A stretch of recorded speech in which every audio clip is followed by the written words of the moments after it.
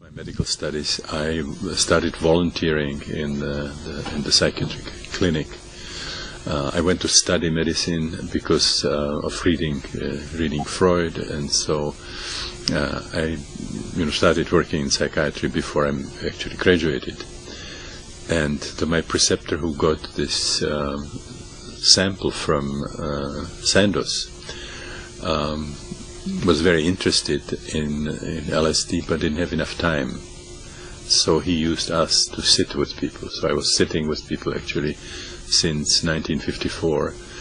But initially they didn't allow students to have, they had to wait for my graduation. And one of the first things I did in 56 was actually to volunteer for an LSD session. And how was that experience? Well, it was something that changed my life professionally, personally.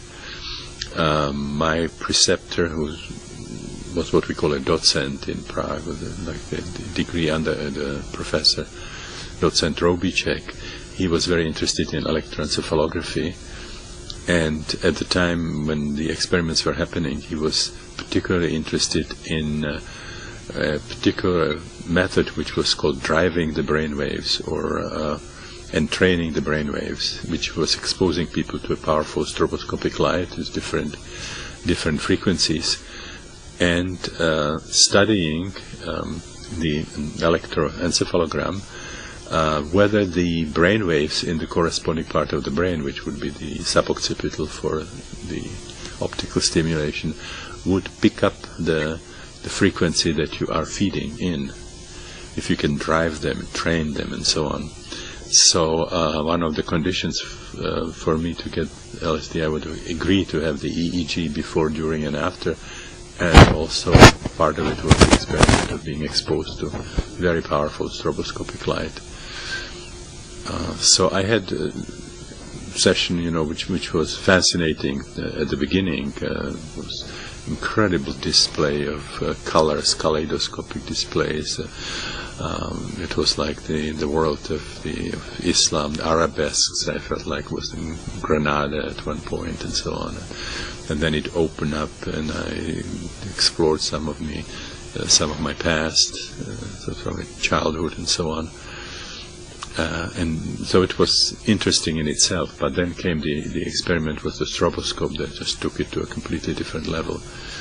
It was between the third and the fourth hour when the research assistant came, and it was time, to do the experiment. So she took me to the small cell.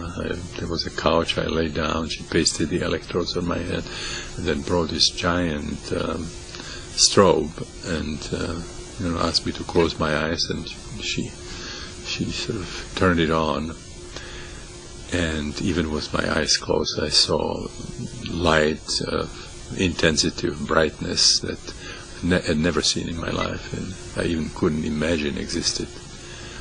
It was like when you read mystical literature and they talk about light that was like millions of suns, or I thought that it was like what it must have been like in Hiroshima. I mean, it was that.